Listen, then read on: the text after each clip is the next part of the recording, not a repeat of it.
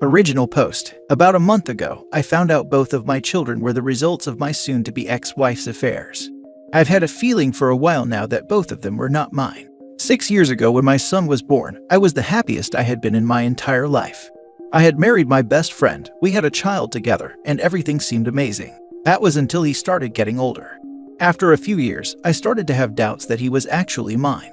He did not look like my child, and the more he started to grow, the more I realized just how different he looked compared to what I would expect a child of mine to look like. I am not petty or paranoid enough to let that alone drive me. It was my loose woman of a wife that really set my alarms off. Whenever she went out, she never went where she said she did. She would have huge holes in her schedule that she could never explain to me.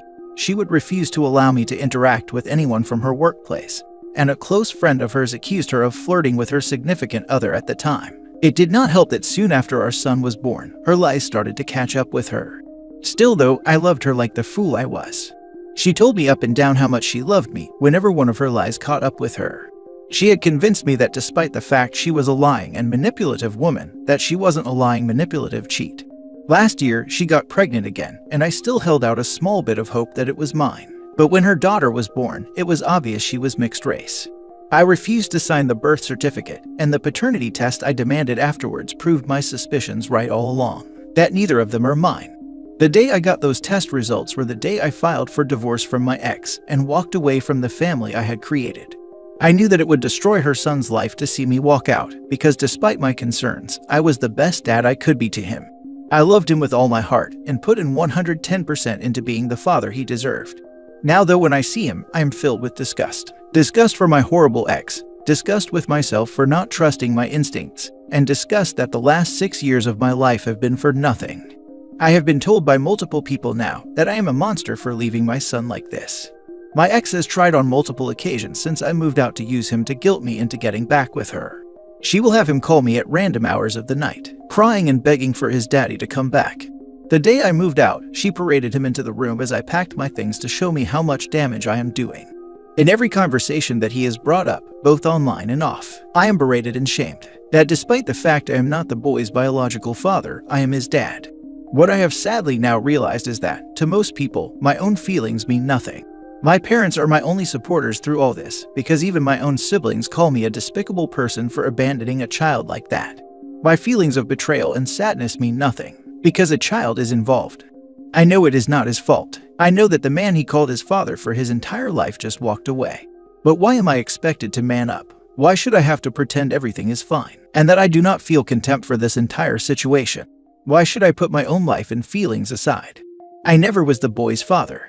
I loved him like one, and honestly still do, but I would come to hate and contempt him if I had to play that role. Then hate myself for not standing up and taking my own life back into my own hands. He is not my child, and even though it is not his fault, he is not my problem anymore. Now for the top comments. This story is crazy, and the same thing happened to my dad about 30 years ago. He was married for a bit to a woman, had a son he was sure was his. She later gave birth to a girl and he was certain that the girl wasn't his. Got a paternity test on both kids, found out both were not his. He tried to keep parenting the boy for a while, but lost touch when his ex completely lost custody of both kids due to substance use, and the kids went with grandparents. Such a crazy story with so much pain. I've only heard this from my mom though. My dad has never volunteered this information up himself. It's actually surprisingly common for women to commit paternity fraud.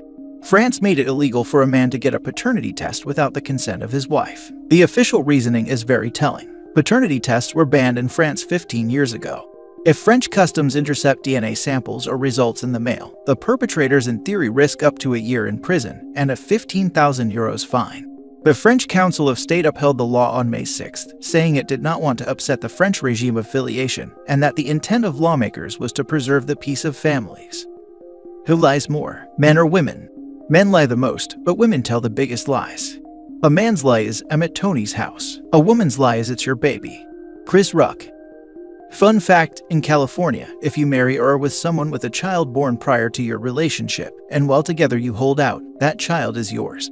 Even though you know the child is not, if you later separate, you can be responsible for providing child support based upon the fact that you held yourself out to be that child's father. Source, I'm a family law attorney in California.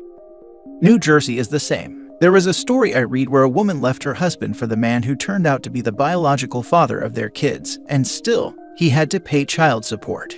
Under New Jersey law, the children belonged to the married couple regardless of paternity. The law was passed in the 19th century to protect the children from the stigma of being bastards. This hurt my heart to read this. My gut reaction as a mother was to tell you it's not the child's fault, and so on. And it's not. But what is me not telling you to try and daddy those kids is your ex's reactions. She clearly had every intention of using those kids against you, to try and guilt you and therefore control you. What an evil, awful woman. Your siblings are wrong. There's no happy ending here. It's not some made-for-TV movie. Get away from her and cut all contact. Block her. Get a new phone number if need be. Man, this is a gut punch of a story. I can just imagine the looks on those faces in the delivery room when the second came along. Your ex-wife sounds like complete trash and you're better off. I hate that the 6-year-old is the casualty, but you didn't victimize him. She did. Exactly. OP did nothing wrong. My heart breaks for that little boy, but his mother did this to him, not OP. As a child that came from a marital affair, your feelings are valid. My mom was married to this dude we'll call Jack, and they had my sister. Eventually my mom cheated on Jack with my dad and got pregnant with me, and Jack didn't find out until I was born, and it was obvious that he wasn't my dad. He had basically black hair while my mom has brown and I was born blonde. He got a DNA test done, and once he found out, he left. He told my sister and my family that he couldn't look at me without being reminded I wasn't his child, and that my mom cheated on him. I was too young to remember them being divorced, I just remember missing him. I also don't remember how my sister took it, but I'll say this, I'd rather my mom and Jack get a divorce than them staying together, fueling the fire of a relationship that was drowning in unhappiness and resentment. It was the best choice for everyone in the situation in the long term. Edit to add, my dad's situation has always been a place of animosity and apathy in my life, and I'm glad I was able to talk about it here and potentially help someone who has a situation similar to my family's. I wanted to add this in case OP sees. The reason it was a place of animosity and apathy was not because of their divorce. It was because I have never had any sort of relationship with my dad, and my mom never told me who he was. It seems like you truly care for these kids, and I very much doubt they will feel the way I did in the future. Also, yes everyone, I know how genetics work and that it would be possible for me to be blonde if Jack was my father. There are other factors that contributed to him eventually getting me tested that combined with the aforementioned that led him there. Please stop trying to give me a biology lesson in the comments, it's appreciated but not needed. And now for the update. Wow, this post certainly blew up. Guess airing my dirty laundry accomplished something. Anyway, I've seen a few common questions, so I'll just answer them here. 1. Her son knows the truth of why I left. I sat down and told him that I am not his father, and that his mother lied to me and cheated on me. I made it clear I am not mad at him, that it is not his fault this is happening, and no matter what, I will still think he's an amazing kid. 2. Some are saying that I never loved him, or was always looking for a way out. It's hard to convey emotions in a text post like this, and even harder to allow vitriolic hatred towards your loose wife decontextualize the last 6 years of your life. You can believe what you want though. 3. I have a lawyer, and I'm not going to be paying child support or alimony. Last though, for those who say I should stay in her son's life and be his father. That's not realistically possible. I do not hate him, but I have been cheated on, lied to, and used by a vile self-centered woman who has now caught her children up in her lies and deceit. He is a casualty of her actions and blameless. However, it can never change the fact of the harsh reality we find ourselves in. I don't hate him, I feel so sad when I think about how he feels. But all I see when I look at him is 6 years of my life I was lied to. 6 years of my life I was used. And 6 long years of built-up doubts and frustrations with a woman who used me. There is no putting aside my hatred to try and be in his life, because the life I lived with him was nothing more than a facade cultivated by his mother. This is the harsh reality I find myself dealing with, and I simply cannot in good faith put myself or him through it anymore. Edit 2. Since I am seeing many armchair lawyers in the comments saying this post is fake on grounds of what I said above, I will not reveal what state I live in, but I am currently going through a fun legal process called disestablishment of paternity. Won't shut up 90% of you who think Google makes you a lawyer, but at least I tried. Edit 3. This is going to be my last edit before I move on from this small little distraction I created for myself. First, I want to thank everyone for their kind words to me. In the comments, the DMs, and the chat. You have given me a bright day for the first time in a while. I wish I could reply to all of you, but I cannot thank you enough. Secondly, I have noticed many people criticizing the word I used very profusely to describe my soon-to-be ex. I want to just say that the place I am now is one of the darkest I have been in my life. I see nothing but white-hot rage for the woman who ruined my life. Is what I said inappropriate? Is the word I used to describe her dehumanizing and vile? Yes, I will admit that. But I won't apologize for it. What I wrote here today was the truth of the world as it is for me right now. It is the raw, unadulterated stream of consciousness of a flawed man. I do not intend to try and get people to hate women or to push some vile message about how women are terrible. That is not my goal here, and that is not the message of this post. I understand why people do not like the word I used here. And you know what? I accept that as a valid criticism of what I did here today. I came here today to simply find some outlet for the situation I find myself in. To rant, mourn, and deal with the complex and raw emotions that have torn me apart for the last month. A place where I can freely speak my mind. And you know what? I did that. Today was pretty alright thanks to you guys. Again, to everyone who showed me love and support, thank you from the bottom of my flawed heart. To those who came here disagreeing with me but showed me respect, thank you as well. After the shame and ridicule I face in my real life, the respect you showed me despite your disagreement was nice. So long, and thanks for all the fish. Now for the last story. My brother's flight got delayed 30 minutes and I'm terrified to tell my wife. Plus update. Let me explain. I haven't seen my brother in 2 years. He is coming to stay in the town I live in for a few days for work and has plans of staying at my house for one night of his several-night stay. We plan on getting a drink, a bite to eat, then head back to my place to chill for a few. My wife is very abusive, manipulative, and controlling.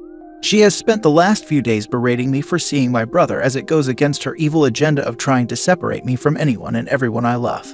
She has been making comments about how messed up it is that I expect her to put 2 kids to bed tonight by herself. Her compromise is that I get home by 11 and help her with the kids if they aren't already asleep. I've obviously been pushing back on this since she is a grown woman and can handle putting the kids to bed by herself once, because remember, I haven't seen my bro in 2 years. His flight getting delayed 30 minutes delays my plans 30 minutes, and I will be mistreated and berated for it. I hate it. I'm terrified of this evil witch, but I feel so stuck. Now for the top advice before reading the little update. I think you should divorce. This is what I must do. Reading responses and facing some hard truths are giving me some confidence and reaffirming how messed up my situation is. You absolutely need to leave this toxic woman. She's unhealthy for you and your kids. Life is too short. Wishing you a future of happiness. Enjoy the time with your brother. And don't worry about her. Stand up for yourself until you manage to GTFO. Thank you for the kind words. When you do leave, do not let her know you'll be leaving. A lot of DV crimes happen when the victim tries to leave. I know you can't leave immediately, so in the meantime document as much as you can. Keep a detailed journal of every occurrence and act of mistreatment, whether it be some small verbal remark or a physical attack, with a date, time, and as much detail as you can remember. If your state allows one-party consent recordings, then voice record as much as possible. I assume you want full custody of the kids. This is your best way to get that since it is so rare for fathers, assuming you're a man, to get custody of their kids. I know you may not think she will fight for the kids or try to end you, but there was a time when you never thought she would mistreat you. Do not trust her. Document as much as you can, and have a game plan to get out. Speak with an attorney privately to get your affairs in order. I hope this works out the best for you. I'm so sorry you're in this situation. She is scary, wrong, not all there in the head, mistreating you, and more. You aren't crazy. She is. Be careful and take care of yourself and your kids. Lawyer up, bro. Document everything. Call the cops on her if she freaks out again and file a police report. Work with your therapist and lawyer on crafting a case for full custody. Make an action plan to move with the kids back closer to your family or support system. Make a plan and then stick to the plan. When she blows up and tries to bring the kids in, call the cops or create alternate response via therapist and lawyer. You got this. Get organized and take your life back. Thank you for the support. This post is getting a lot of eyes, and it's the most confidence I've had in a while. I suggest that you fart in your hand and wave it in her face. This is a strong contender for my response to her. Sounds like you're gonna have fallout from having your brother visit either way. May as well enjoy yourself and make it as worthwhile as possible. Little update. Thank you to everyone for the kind words and support. I knew this wasn't normal behavior but needed to hear it, and the people have spoken. My wife is BPD, possibly narcissistic, and is very extreme in her responses to anything she doesn't like or agree with. Because of this, I have slowly been conditioned to let her have her way and mistreat me. It happened so subtly and right under my nose. Harm against men is real, and I can't believe I let it get this far. I have taken steps toward a divorce, but pulling the trigger on it has been hard. The idea of not seeing my kids every day is terrifying. But as many have pointed out, they'll be better off to get away from this environment. As for the people who told me to grow a pair or man up, I get it. And you're right, there is a responsibility on my part to establish boundaries. But the consequences of attempting to do that at this point include her attempting to get me fired, trashing my office, and so on. She goes there. And I'm working closely with a therapist to navigate my way out with minimal collateral damage. Thank you to everyone who direct messaged me as well. Thanks again all.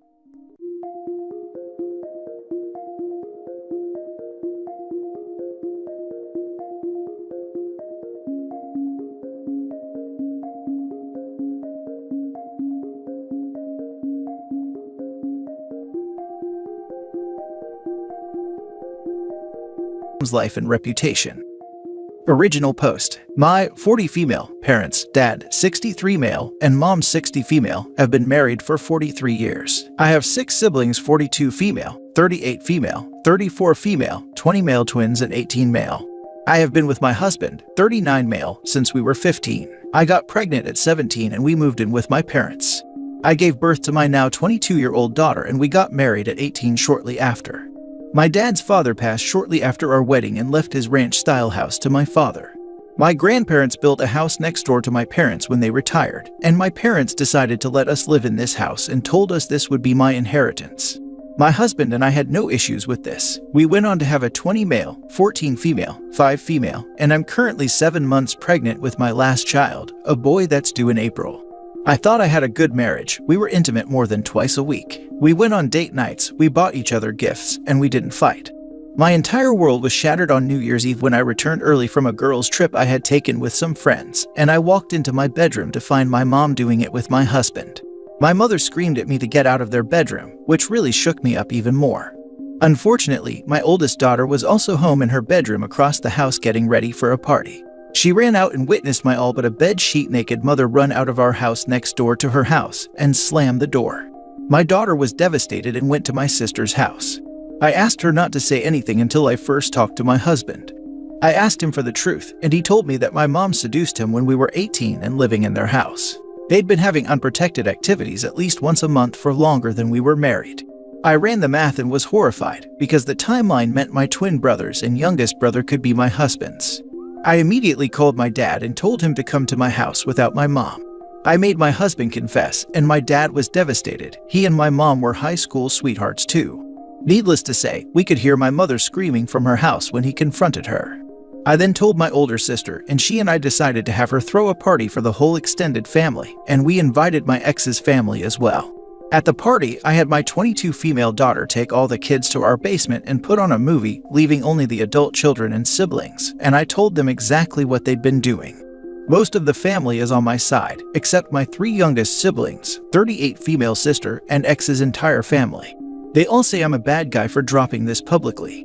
Word got out, and my mom's best friend, who is on leadership at my mom's church, my childhood church, called me to verify. My mom has since been let go as the children's pastor there, and she claims I've essentially ruined her reputation and life. My dad kicked her out and she's now living with my 38 female sister. And lastly, my dad insisted on a DNA test for the 3 youngest boys before he'd consider anything to do with their marriage. The twins are my husband's bio children. I've since kicked him out and he's living with his parents. My father and I are discussing me moving into his much larger house and him selling my grandfather's house, and him giving me the money to buy a new house somewhere else to get rid of the memories. My husband is appalled and furious that I proved he actually is about to have 7 kids instead of 5, and that I'm going to be taking half his business away from him. My husband started his own HVAC company a few years back, and for the first 5 years, I helped him get it set up, ran the office completely, and took time away from my teaching career to help him get this established. In my state, all marital assets, including businesses, are split 50-50. Since the house was still in my father's name, my husband will get no money from the sale, neither will my mother, since inherited assets are not subject to be split in divorces. My mother is also likely to not get any alimony, as our state is not a no-fault divorce state. I'm now over a month removed, still extremely bitter and angry at my mother, especially at her hypocrisy of calling me a loose woman and shaming my family when she's done much, much worse. I also despise my ex with everything within me now, as he was sleeping with both my mom and me, in some instances coming to our bed minutes later.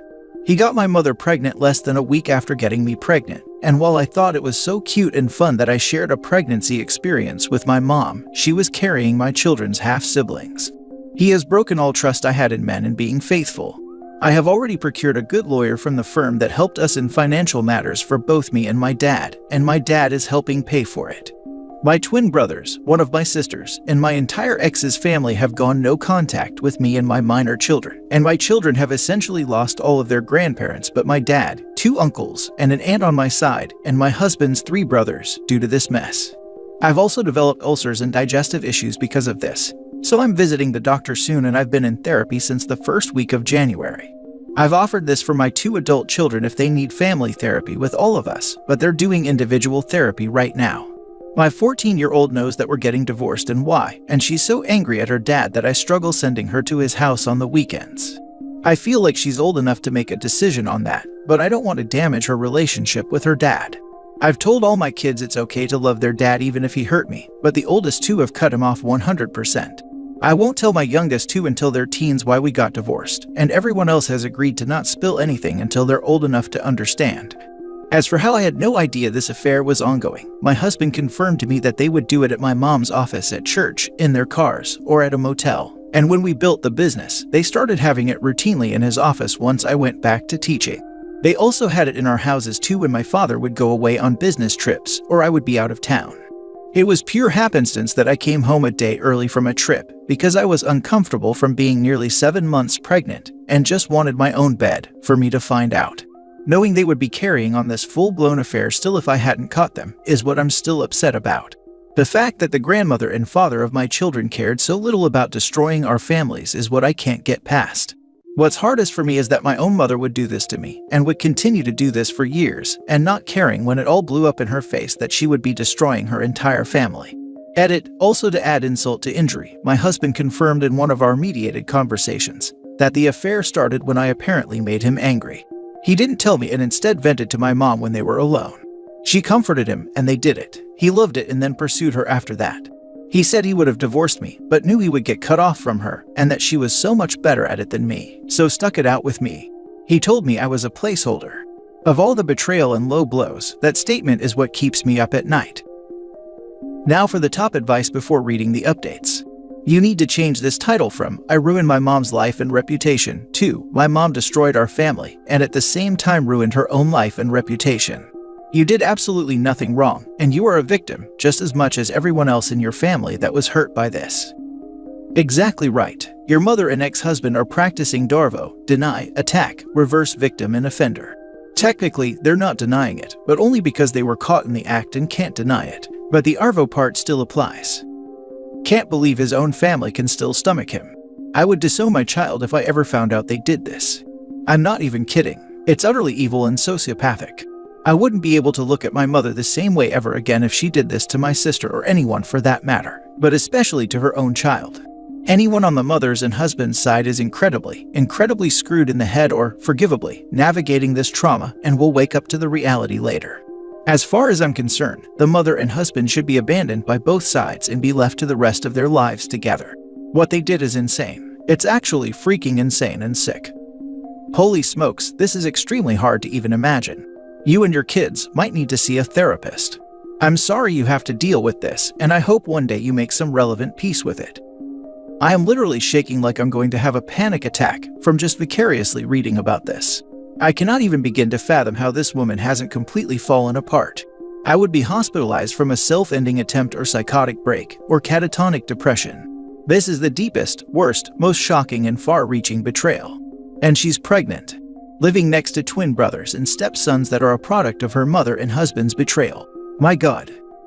My pregnancy is the only thing keeping me going. I have to remind myself that I'm hanging on for him and my other children. I refuse to let this take me out. My husband and mother won't get the satisfaction of destroying my life. You and your dad should get the nastiest, most bulldogish lawyers you can find and leave them both destitute. Then take the money and live your best life. It'll take you a while to get there, but you can. Now for the first update. I tried hard to go the route of a mediated divorce, but my ex told me yesterday through his lawyers that he doesn't believe that the baby I'm carrying is his, and that he wants a DNA test as soon as he's born, because he doesn't want to support a child that isn't his. He also believes I routinely cheated on him through our marriage, and that I knew about his ongoing affair, and used that as my excuse to have my own affairs. None of that is true, but I kind of wish it was because it would make the divorce easier. My lawyer basically told me to get ready for a long, drawn-out, brutally contested divorce, and that my ex is likely going to try every underhanded tactic in the book to make my life even more miserable. Talk about projection. My scum of a father also used this tactic on my mom. He's the one who cheated repeatedly, and when caught red-handed, tried to frame my mom as the cheater. I cheated because you cheated first, and you were never a good wife to me.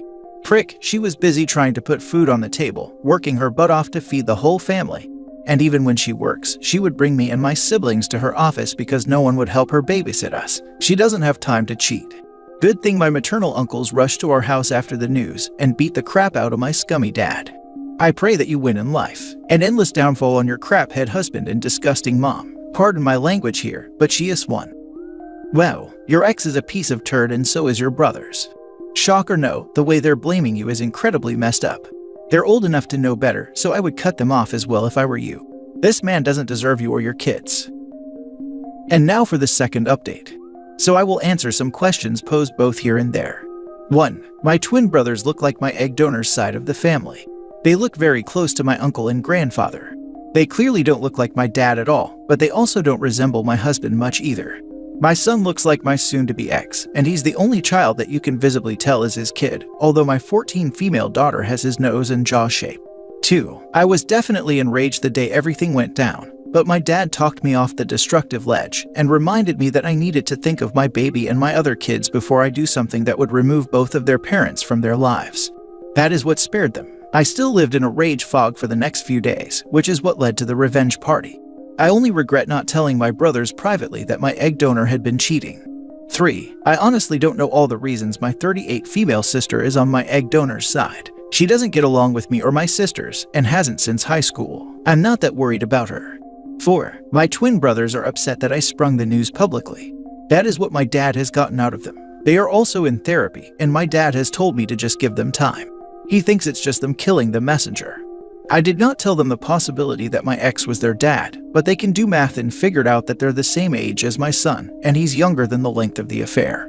My dad sat them down and explained his reasoning for the DNA test was to prove cheating, and not because he was going to abandon them. He is their dad regardless of who fertilized the egg. 5. I don't believe that my egg donor and soon-to-be ex waited until he was 18 to start doing it, but at this point I'm letting my dad fight that fight, and letting him do what he needs to when dealing with her and their divorce.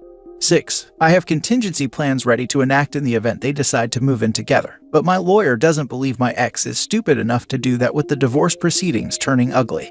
7. I forgot to add this in earlier. My husband is 4 months younger than me. My birthday is in December and his is April. He will be 40 soon.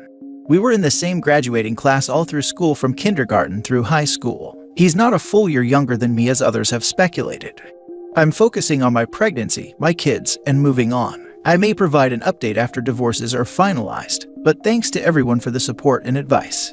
Thanks for letting this hormonal, sad, ragey, bitter woman vent and get this off her chest. Now for the third update. I had a phone conversation with my aunt today, my egg donor's sister, and she told me there is a family history of cheating in our family on their side of the family. My grandma cheated on my grandpa for years, but they reconciled. My aunt herself had multiple emotional affairs but is still married to my uncle. She tried blaming genetics on my mom's affair. I laughed out loud at the absurdity of that attempt to justify her affair, and my aunt is now mad at me for not hearing my egg donor out and her explanations for cheating. My dad and lawyer both say I should hear her out, so I'm still considering doing it right before we meet in early March to establish custody. Edit, I should mention that I asked my aunt if my mama inherited the loose woman gene, which child did she pass it on to, and how did my grandma manage to pass it on to both her daughters. So that's probably why she's mad in retrospect. I've honestly lost all sympathy for cheaters after this. Not sure what type of phone you have, but voice memo or any recording app will be your best friend throughout this whole process.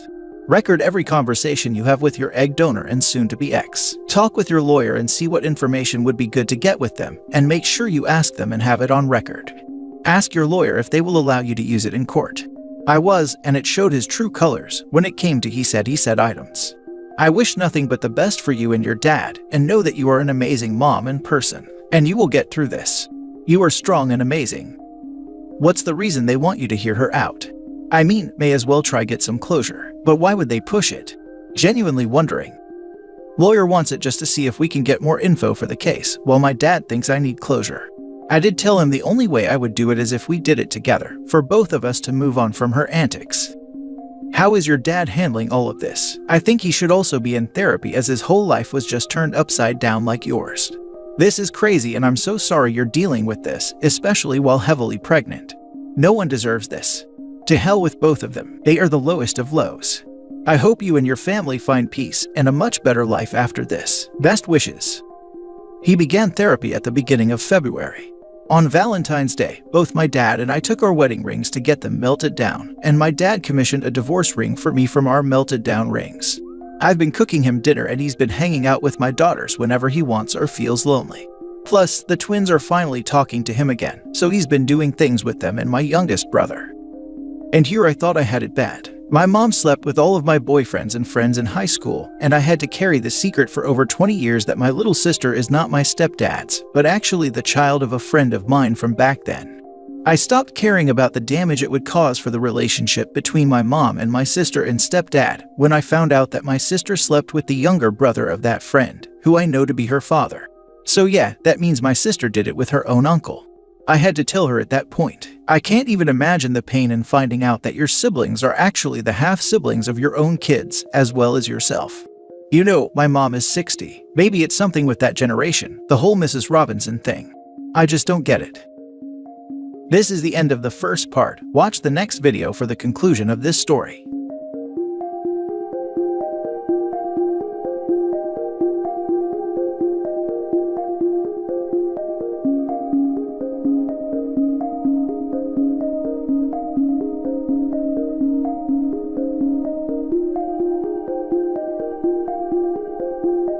My girlfriend is convinced that I tried to cheat on her. Original post. I, 27 male, and my girlfriend, 24 female, we'll call her Evie, have been dating for about a year now. Just this past week we went on a big vacation with our friend group including her best friend Tara, 26 female. 3 nights ago, Evie and I were in our hotel room just chilling together when I went down to the bar to get a bottle of wine and some ice for us, and I saw Tara at a table with some guys I'd never seen before and she looked pretty tipsy. I didn't think it looked all that safe for her being on her own like that, so I went over and made small talk and eventually asked if she needed help getting to her hotel room since it was pretty late. She agreed and we left together. But once we were in the little walkway heading back to the main hotel building, she backed me against the wall and made a pass at me, asking me to spend the night with her. I put my hand on her shoulder to move her back and turned her down, and told her she was drunk and I'd never do that to Evie, and I left her there to get back to her room herself since I was uncomfortable.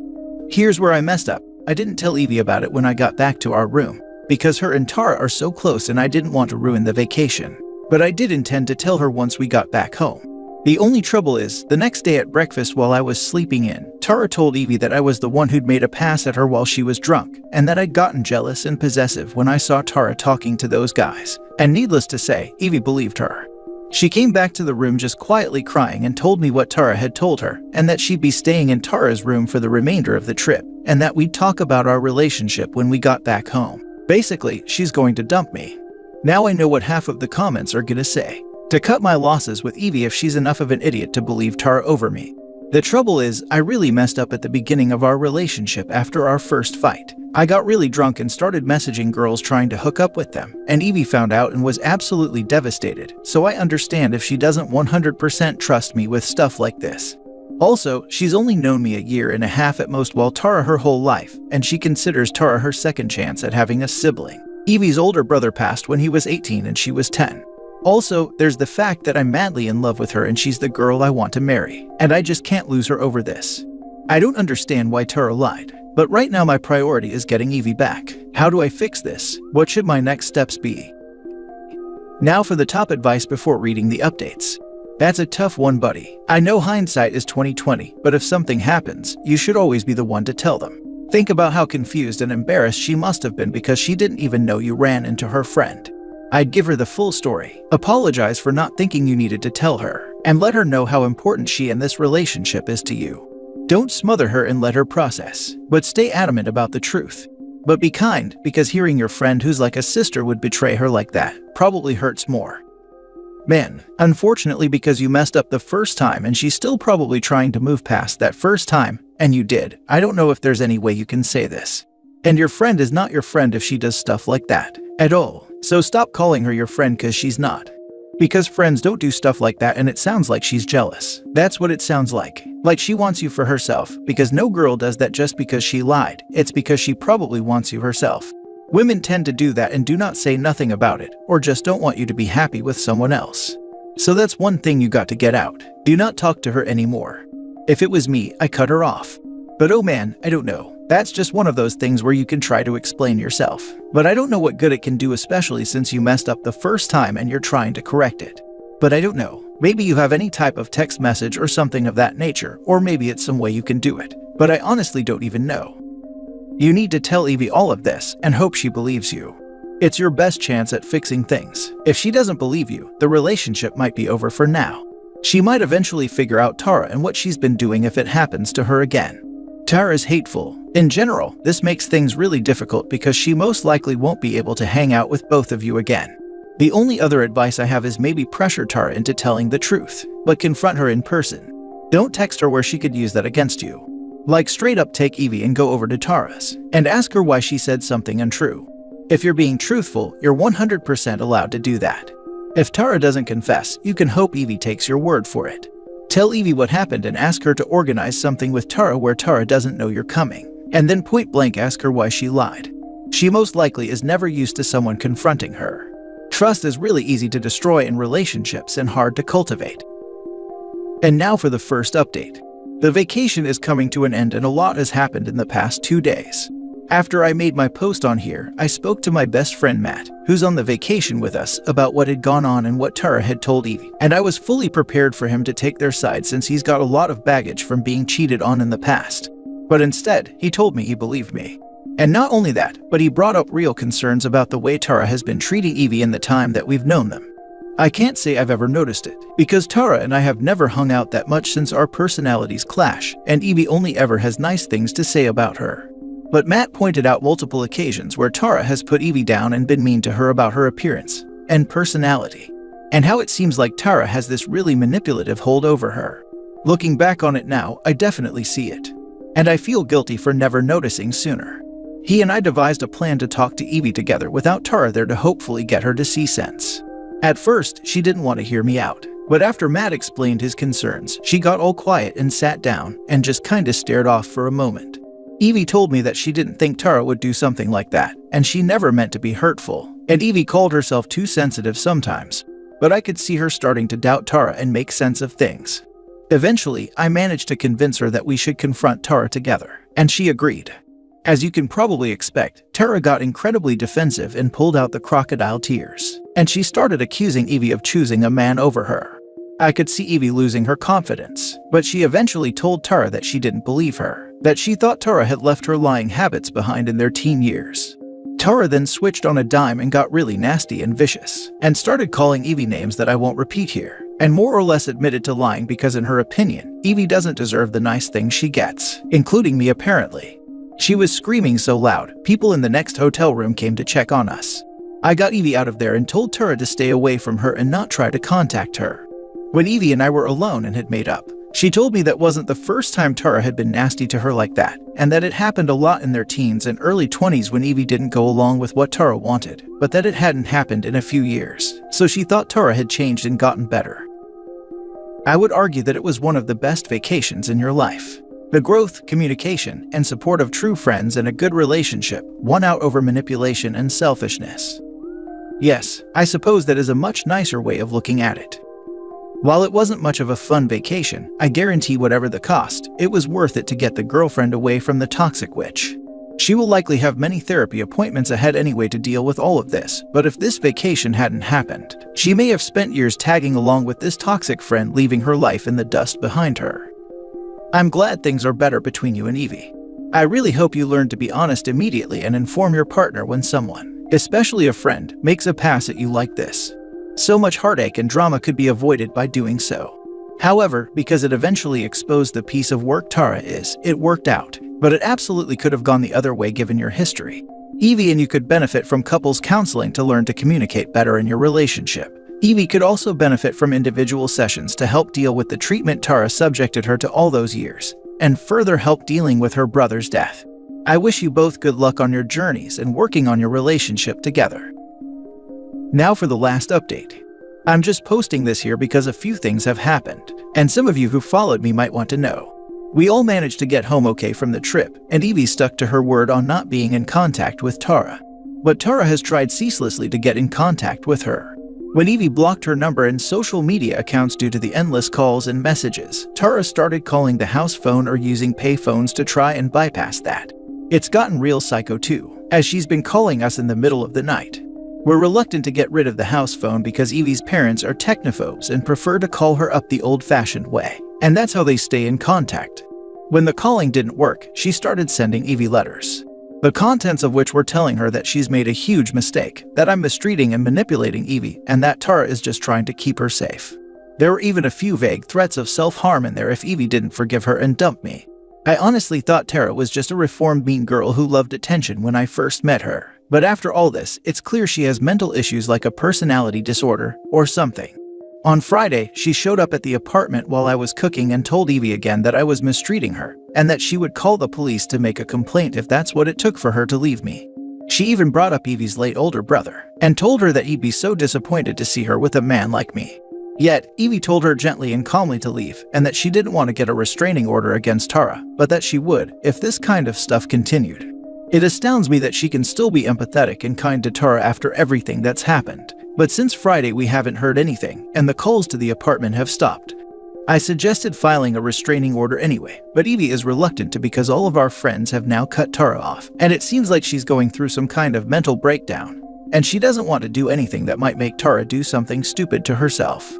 Evie has contacted Tara's parents to express her worry and see if they can do something to help her get professional help. I think I'm still going to try and convince her to get a restraining order though if things start up again.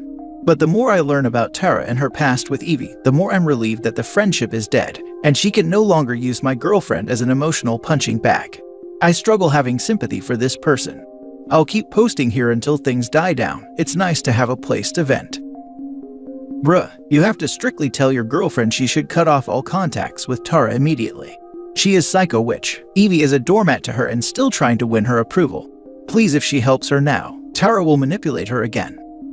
My girlfriend isn't a doormat. She's a victim of an extremely horrible friendship that's been festering since she was a kid. Also, she's no longer in contact with Tara and has no plans to be in the future. She's just taking preventative measures to make sure Tara doesn't hurt herself or somebody else by contacting Tara's parents, who Evie has a good relationship with. Buddy, she knows what Tara can do, yet she let her into her life. She needs to be stronger than this. Tara came to your house today. Next thing you know, she is ending one of you. You need to get a restraining order from her. Tara's parents have thankfully been understanding, and have managed to stop the harassment for now and have threatened to 5150 her if she continues. I'm confused, why can't your technophobe parents just call your cell phone from their house phone?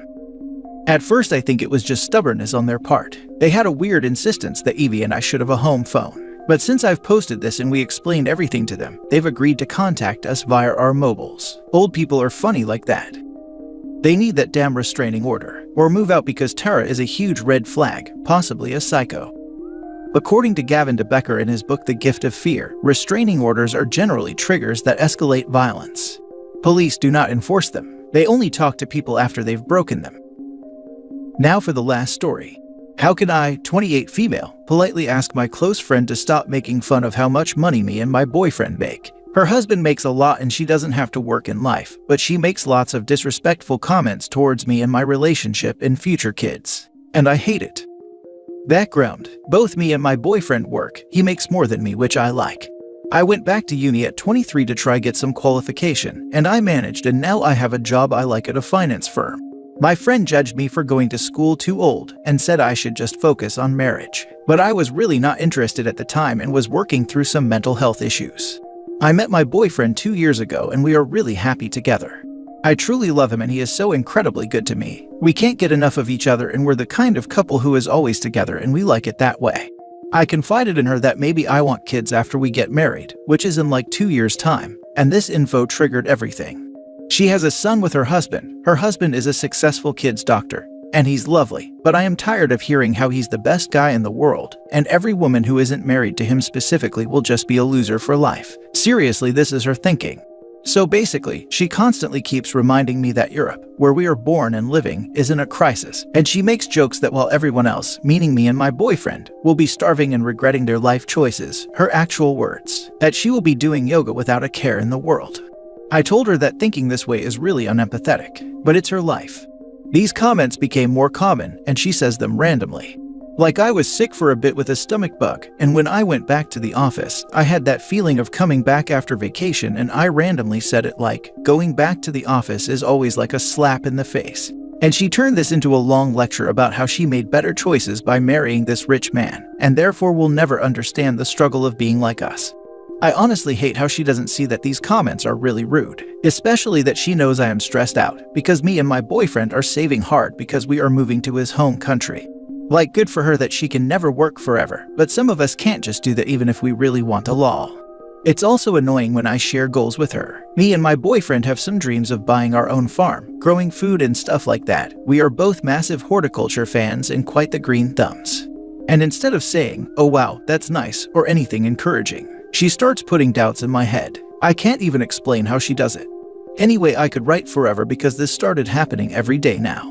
Anything I share with her, she has to make into a competition about how her husband is better than my boyfriend, and how her life is always better than mine. She even made a comment about my family life, and she knows I grew up in an awful situation and had no parent figures, but she says things to get a reaction from me like, "I'm happy my mom showed me how to blah blah blah, because otherwise, I would have ended up with someone who doesn't earn, and I won't be able to stay home with my son now." Is this friendship a lost cause? A hopeless case? I feel like never speaking to her again if I am fully honest. What can I do? Thoughts? She's a piece of turd. She's also definitely lying. Something's off. She's talking about it this much, she's probably unhappy. And the husband doesn't love her or something. She's compensating heavy.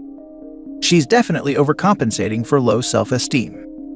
The people who yell the loudest about how perfect their life is are usually just trying to convince themselves, at least in my personal experience. Can you please stop making fun of how much money me and my boyfriend make? I'm glad that you're happy in your life. I'm happy in mine. Have you ever considered that that comment is a little on the offensive side? I'd like to address something with you if you don't mind. Do you think that you are better than me? I'm glad that you're happy in your life. I'm happy in mine. I did say a variation of this at a time, but she believes that I am not truly happy, and it's really frustrating. Also this, I'd like to address something with you if you don't mind. Do you think that you are better than me? She herself sometimes says that her life is better than everyone we know. And she is not wrong. Most of us are early 20s, mid-20s or late 20s, and we are just figuring a lot of life stuff out, while she is settled and sorted for the future.